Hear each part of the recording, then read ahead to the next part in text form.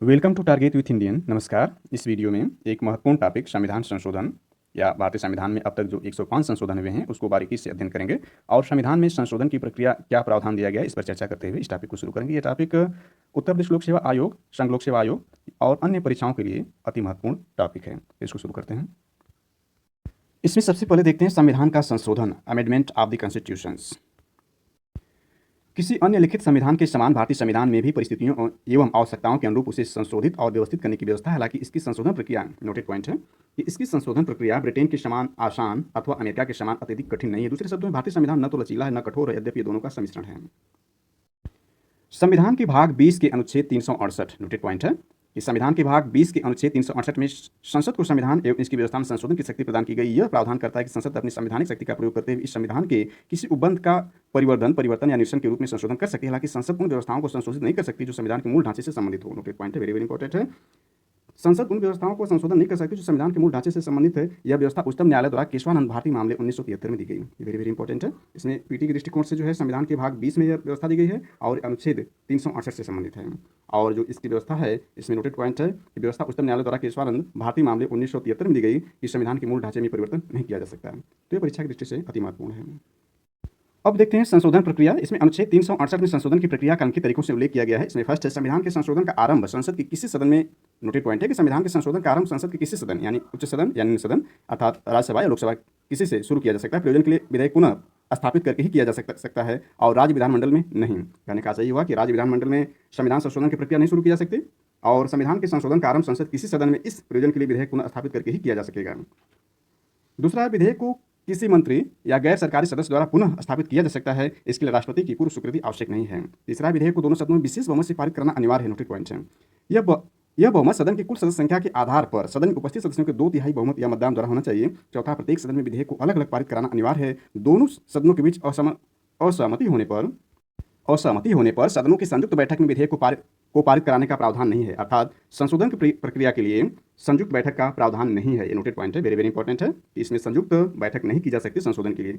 यदि विधेयक संविधान की संघीय व्यवस्था के संशोधन के मुद्दे पर हो तो इसे आधे राज्यों, नोटेड पॉइंट, आधे राज्यों के विधानमंडलों से भी सामान्य बहुमत से पारित कराना चाहिए। यह बहुमत सदन में उपस्थित सदस्यों के बीच मतदान के तहत हो।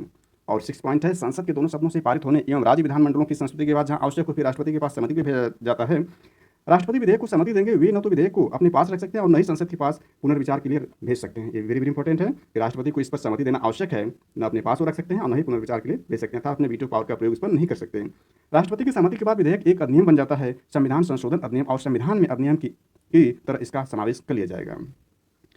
अब देखते हैं संशोधन के प्रकार। तो इसमें अनुच्छेद 368 दो प्रकार के संशोधनों की व्यवस्था करता है। ए है संसद के विशेष बहुमत द्वारा, नोटेड पॉइंट है, संसद के विशेष बहुमत द्वारा, और आधे राज्यों द्वारा साधारण बहुमत के माध्यम से संस्कृति द्वारा। लेकिन कुछ अन्य अनुच्छेद संसद के साधारण बहुमत से ही संविधान के कुछ उपबंध संशोधित हो सकते हैं। यह बहुमत प्रत्येक सदन में उपस्थित एवं मतदान साधारण विधायी प्रक्रिया द्वारा होता है। उल्लेखनीय कि संशोधन अनुच्छेद 368 के उद्देश्यों के तहत नहीं होते हैं। इस तरह संविधान संशोधन 3 प्रकार से हो सकता है। इसमें 3 प्रकार दिए गए। फर्स्ट है संसद के साधारण बहुमत द्वारा संशोधन, दूसरा है संसद के विशेष बहुमत द्वारा संशोधन, और तीसरा है संसद के विशेष बहुमत द्वारा एवं आधे राज्य विधानमंडलों के संस्तुति के उपरांत संशोधन। तो इस 3 प्रकार के हैं।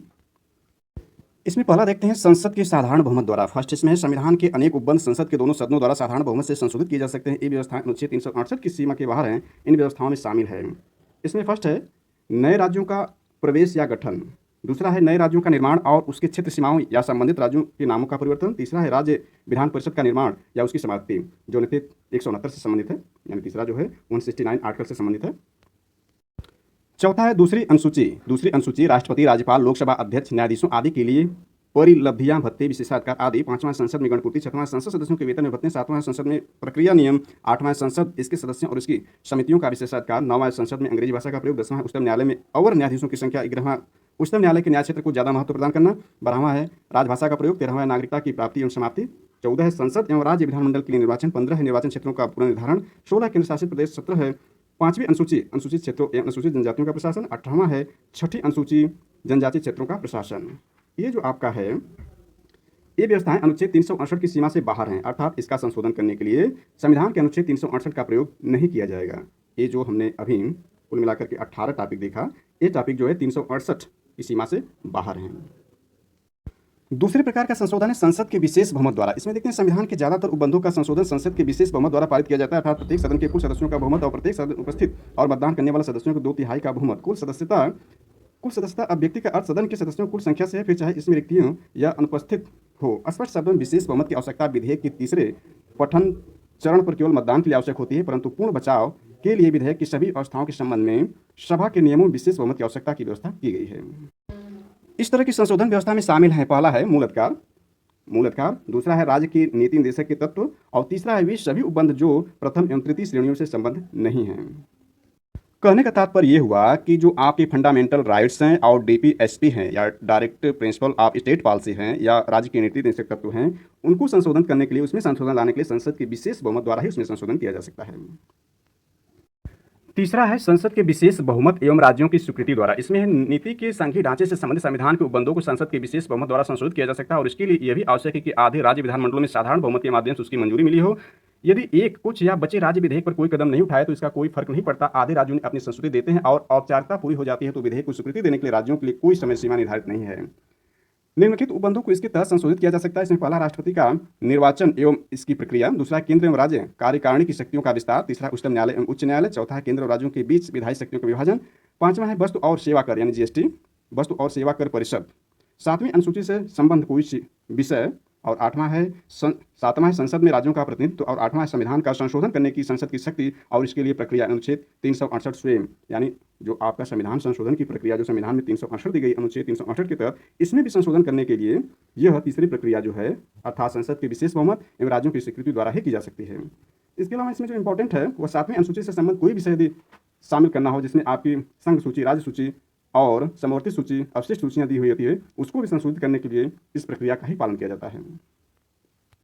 चलिए अब देखते हैं इसमें अब तक भारतीय संविधान में हुए कुल संशोधनों के बारे में संक्षिप्त रूप में। अब तक भारतीय संविधान में अर्थात 2023 तक 105 संशोधन किए गए हैं, तो इनको बारीकी से देखते हैं। और इसमें जो महत्वपूर्ण हैं, जो परीक्षा उपयोगी हैं, संघ लोक सेवा आयोग या राज्य लोक सेवा आयोग या उत्तर प्रदेश लोक सेवा आयोग या अन्य परीक्षाओं के दृष्टिकोण से जो अब तक पूछे गए हैं PYQ ग्रुप में, उसको इंपॉर्टेंट हाईलाइट करते हुए इस संविधान संशोधन के प्रत्येक पार्ट को संक्षेप में देखते हैं।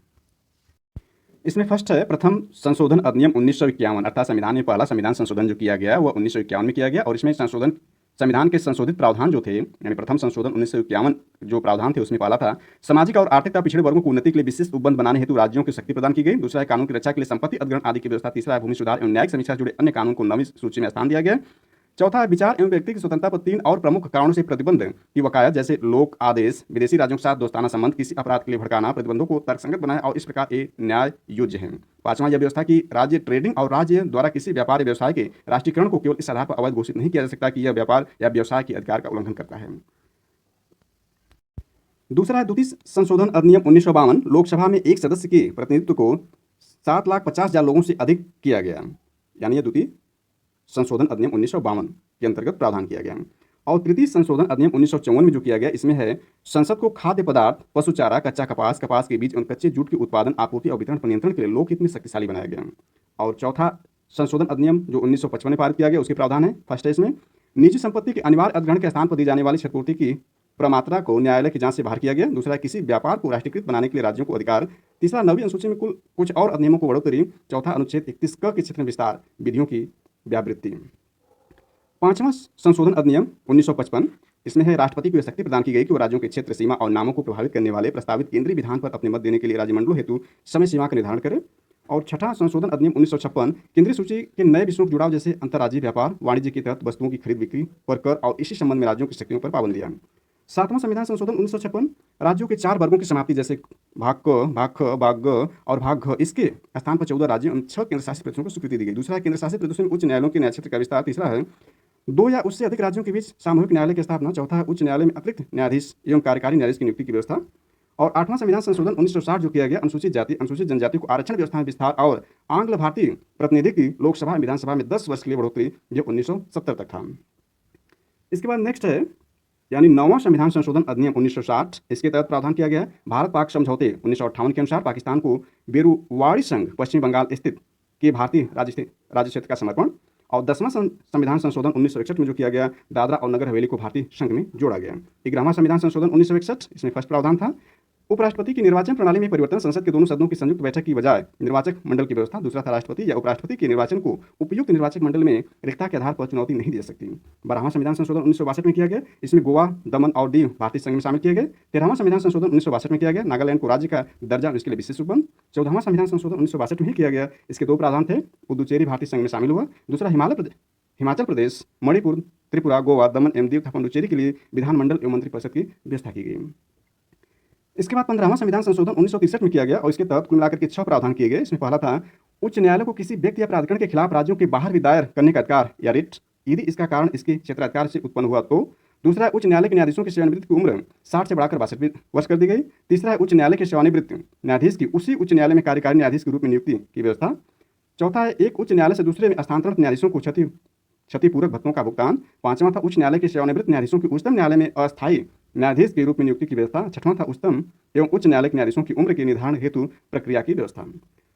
16वां संविधान संशोधन जो 1963 में किया गया, इसमें मिलाकर कुल 2 प्रावधान किए गए। पहला था राज्यों को वाक्य और अभिव्यक्ति स्वतंत्रता, शांतिपूर्वक और निरायुध सम्मेलन और राष्ट्र की संप्रभुता अखंडता के हित में संगम बनाने के अधिकारों पर और उसको अधिक प्रतिबंध लगाने की शक्ति प्रदान की गई। और इसमें दूसरा था विधानमंडल के निर्वाचन में भाग लेने वाले अभ्यर्थियों, विधानमंडल के सदस्यों, मंत्रियों, न्यायाधीशों और भारत के नियंत्रक और लेखा परीक्षक द्वारा ली जाने वाली शपथ या प्रतिज्ञान के रूप में संप्रभुत्व और अखंडता को शामिल किया गया। 17वां संविधान संशोधन जो 1964 में किया गया, यदि भूमि का बाजार मूल्य बतौर मुआवजा न दिया जाए तो व्यक्तिगत हितों के लिए भूमि अधिग्रहण प्रतिबंधित होगी। और इसमें दूसरी थी 9वीं अनुसूची में 44 और अधिनियमों की बढ़ोतरी की गई। 18वां संविधान संशोधन जो 1966 में किया गया, इसमें व्यवस्था की गई या इसमें प्रावधान किया गया, इस शक्ति को स्पष्ट कर दिया गया कि संसद को राज्य निर्माण का अधिकार है। इसमें यह भी स्पष्ट किया गया कि 2 राज्यों को जोड़ने और पृथक करने का अधिकार इसमें नहीं था। और जो 19वां संविधान संशोधन 1966 में किया गया, निर्वाचन अधिकरणों की व्यवस्था समाप्त और उच्च न्यायालयों की निर्वाचन याचिका पर सुनवाई की शक्ति प्रदान की गई। 20वां संविधान संशोधन 1966 में किया गया, उत्तर प्रदेश के कुछ जिला न्यायाधीशों की नियुक्ति को वैधता जिनको उच्चतम न्यायालय ने अवैध घोषित किया था। और 21वां संविधान संशोधन 1967 में किया गया, सिंधी भाषा 8वीं अनुसूची में 15वीं भाषा के रूप में शामिल की गई। ये इंपॉर्टेंट है। 21 जो है, हालांकि अभी तक जो 20 हमने बताया उसमें भी इंपॉर्टेंट थे, लेकिन यहाँ तक ये जो 21वां है ये कई बार एग्जाम में पूछा गया है। तो इसमें इसके बाद नेक्स्ट है 22वां संविधान संशोधन अधिनियम 1969, असम के एक अलग स्वायत्त राज्य मेघालय का निर्माण किया गया। और 23वां संविधान संशोधन 1969, इसमें प्रावधान था अनुसूचित जाति, जनजाति एवं आग्ल भारतीय प्रतिनिधित्व को लोकसभा एवं विधानसभा में इसके प्रतिनिधित्व और इस अतिरिक्त 10 वर्ष के लिए बढ़ोतरी अर्थात 1980 तक की गई।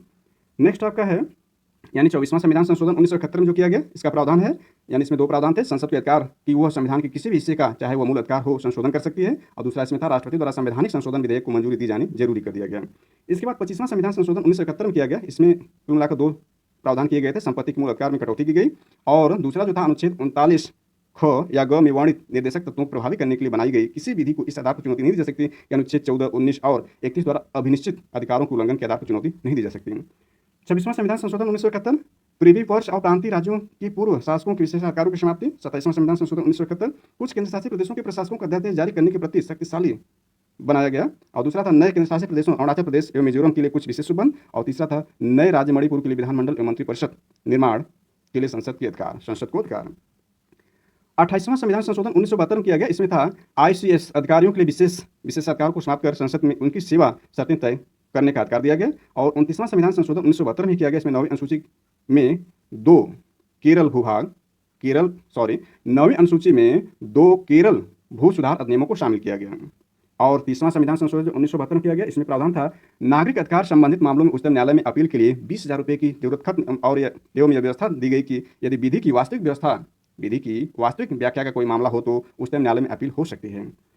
इसके बाद 31वां संशोधन अधिनियम 1972 में किया गया, ये इंपॉर्टेंट है। लोकसभा सीटों की संख्या 525 से बढ़ाकर 545 कर दी गई। और 32वां संविधान संशोधन 1973 में किया गया, इसमें आंध्र प्रदेश में तेलंगाना क्षेत्र के लोगों की आकांक्षा के अनुसार उनकी संतुष्टि के लिए विशेष उपबंध किया गया। इसके बाद 33वां संविधान संशोधन 1974 में किया गया, संसद या विधानमंडल की अध्यक्ष सभापति द्वारा किसी सदस्य के इस्तीफे को मंजूर करने की व्यवस्था यदि वह महसूस करे कि त्यागपत्र स्वैच्छिक या वास्तविक है।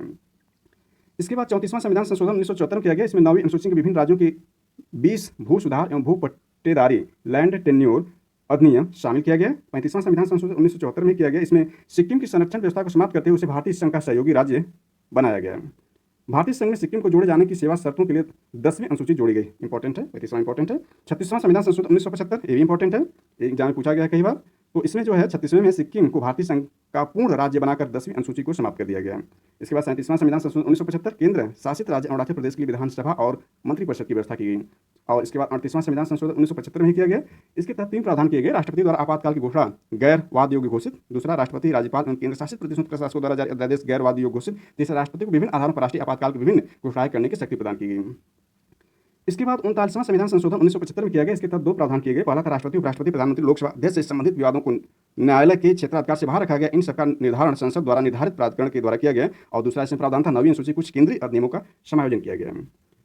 इसके बाद 40वां संविधान संशोधन 1976 में किया गया। इसके तहत प्रावधान था संसद को समुद्री जल, महाद्वीपीय, मग्र तट, विशिष्ट आर्थिक क्षेत्र यानी SEZ और भारत के समुद्री जोनों की सीमाओं के समय समय निर्धारण की शक्ति, ज्यादातर भू सुधार संबंधित 64 और अन्य केंद्र और राज्य विधियों को 9वीं अनुसूची में शामिल किया गया। इसके बाद 41वां संविधान संशोधन 1976 में पारित किया गया। इसमें राज्य लोक सेवा आयोग एवं संयुक्त लोक सेवा आयोग के सदस्यों की आयु सीमा 60 से 62 वर्ष कर दी गई। ये भी इंपॉर्टेंट है। इसके बाद वेरी इंपॉर्टेंट जो संशोधन किया गया, इसको लघु संविधान की संज्ञा भी दी गई। तो इसमें है यह 42वां संविधान संशोधन 1976। इसमें कुल मिलाकर के 19 प्रावधान दिए गए, जिसमें फर्स्ट था यानी 42वां संविधान संशोधन 1976 में फर्स्ट प्रावधान है तीन नए शब्द जोड़े गए, यानी संविधान की प्रस्तावना में 3 नए शब्द जोड़े गए। ये थे आपके समाजवादी, धर्मनिरपेक्ष। सबसे महत्वपूर्ण संशोधन, इसे लघु संविधान के रूप में अखंडता जाना जाता है। इससे स्वर्ण सिंह समिति की सिफारिशों को प्रभावी बनाया गया। यानी 42वें संविधान संशोधन द्वारा ही स्वर्ण सिंह समिति, यानी जिसके अंतर्गत मूल कर्तव्यों को जोड़ा गया था स्वर्ण सिंह समिति के आधार पर, तो इसमें दूसरा वही दिया है, नागरिकों द्वारा मूल कर्तव्यों को जोड़ा गया। नया भाग 4 क यह स्वर्ण सिंह समिति की सिफारिश पर ही मूल कर्तव्यों को जोड़ा गया था, जो वर्तमान में 11 फंडामेंटल ड्यूटीज हैं।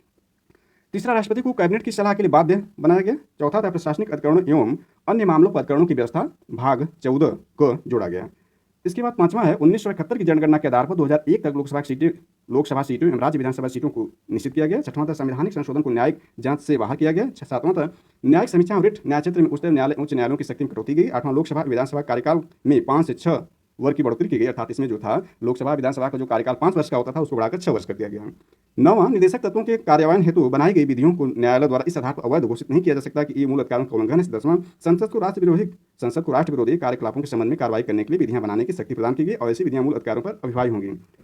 11 नंबर 3 नए निदेशक तत्व जोड़े गए था समान न्याय, निःशुल्क विधिक सहायता, उद्योग के प्रबंध में कर्मकारों को भाग लेना, पर्यावरण का संरक्षण और था संवर्धन और वन था वन्य जीवों की रक्षा। यानी इसमें 48 के अंतर्गत जो जोड़ा गया, 48 का जो DPSC है या राज्य के नीति निदेशक तत्व में 48 के रूप में पर्यावरण का संरक्षण संवर्धन के रूप में जोड़ा गया।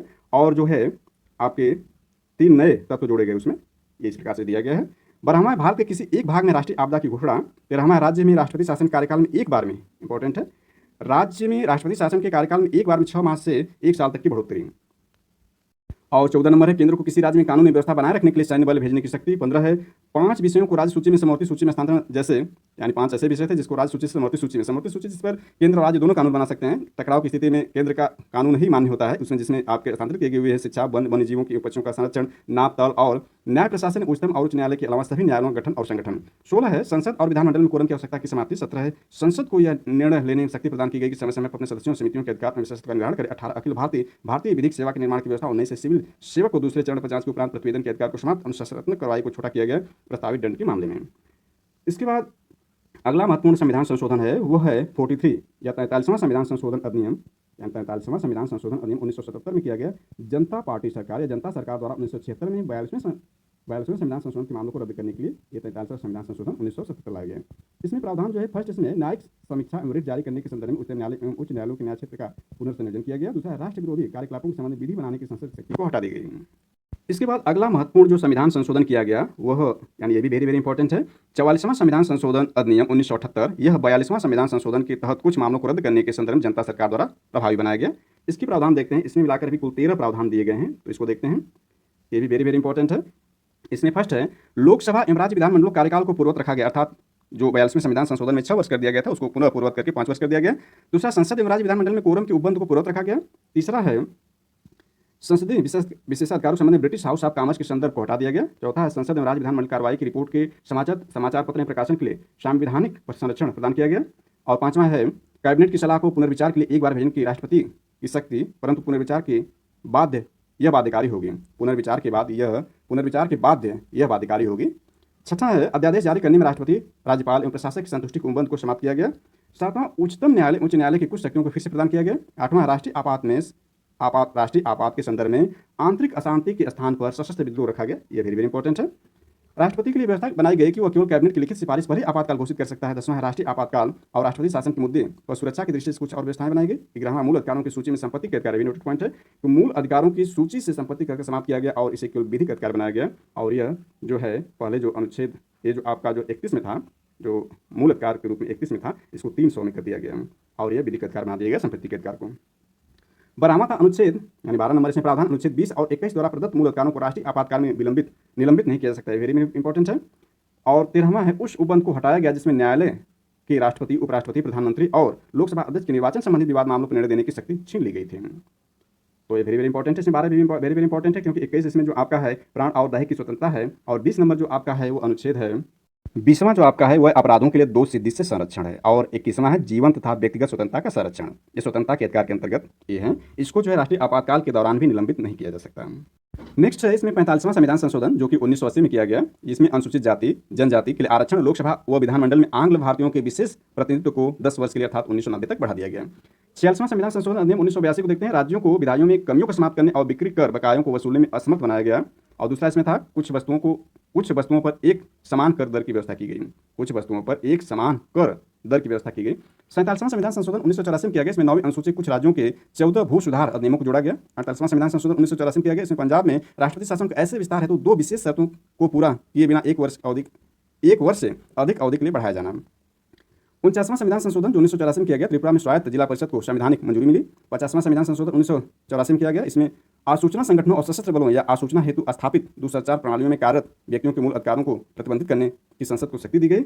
51वां संविधान संशोधन 1984 में ही किया गया। इसमें था मेघालय, अरुणाचल प्रदेश, नागालैंड और मिजोरम के लोकसभा में सीटों के आरक्षण की व्यवस्था इसी तरह मेघालय और नागालैंड की विधानसभा में व्यवस्था की गई। और 52वां संविधान संशोधन अधिनियम 1985 से दल बदल विरोधी अधिनियम के रूप में भी जाना जाता है। वेरी इंपॉर्टेंट है। इसके तहत संसद एवं राज्य विधानमंडल के सदस्यों को दल बदल के मामले में निरहक अर्थात अयोग्य ठहराने की व्यवस्था इसके विस्तार से 10वीं अनुसूची को जोड़ा गया। यानी 10वीं अनुसूची जो है वह इसी संबंधित है, यानी दल बदल से ही संबंधित है। 53वां संविधान संशोधन जो 1986 में किया गया। मिजोरम के लिए विशेष उपबंध एवं इसकी विधानसभा के लिए न्यूनतम 40 सदस्यों की व्यवस्था की गई। और 54वां संविधान संशोधन जो 1986 में किया उच्च न्यायालय के न्यायाधीशों की वेतन में बढ़ोतरी और भविष्य में संसद को साधारण विधि द्वारा इसमें परिवर्तन का